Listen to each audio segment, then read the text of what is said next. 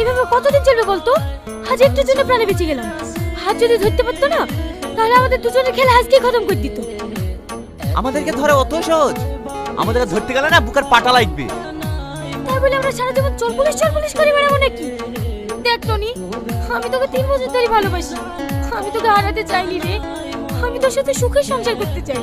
Please এসব নোংরা কাজ ছেড়ে দে। আরে তুই কেন বুঝিস না? আমি বেকার ছেলে, কিছু টাকা পয়সা গুছিয়ে নি, তারপর তোকে বিয়ে করে সুখে সংসার করব। আমার এসব টাকা পয়সা কিচ্ছু লাগবে না।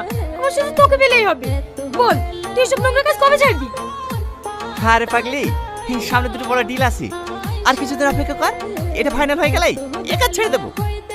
তুই এর আগেও বলেছিলিস এই পাপকে ছেড়ে দেবো, কিন্তু ছাড়িসনি। তুই আমার মাথায় হাত দিয়ে প্রতিজ্ঞা কর, সামনের কাজগুলো করে তুই এই পাপকে ছেড়ে দিবি। আচ্ছা বাবা, আমি প্রতিজ্ঞা করছি, সামনের কাজগুলো হয়ে গেলে এ কাজ আমি ছেড়ে দেবো। কিরে, এখন মুখ ভার করে আছি যে, এবার তো একটু হাস। তুইও না।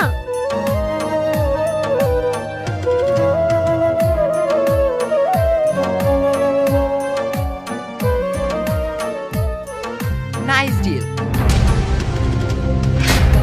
এক পাকের চেষ্টা করবি না, তাহলে কিন্তু সবাইকে গোল করে দেবো।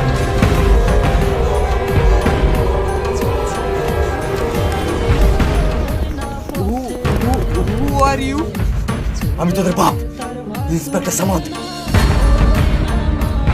সুরজ খান, এস স্যার।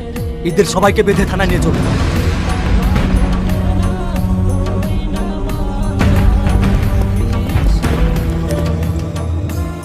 সমাজ সমাজ সমাজ, ওই শালা ইন্সপেক্টর আসে পর আমার ব্যবসা শেষ করে দিল।